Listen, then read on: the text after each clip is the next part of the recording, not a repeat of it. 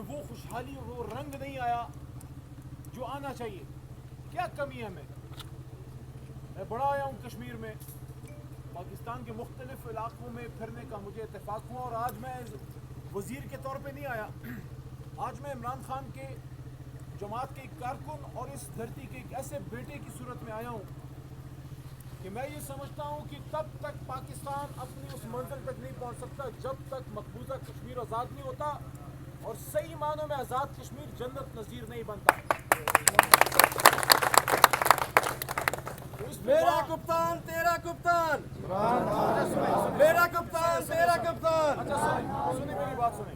دیکھیے نعرے ہم نے بڑے مار لیے 70 سال, ٹھیک ہے جی. میرا نقطہ وہیں پہ ہے کہ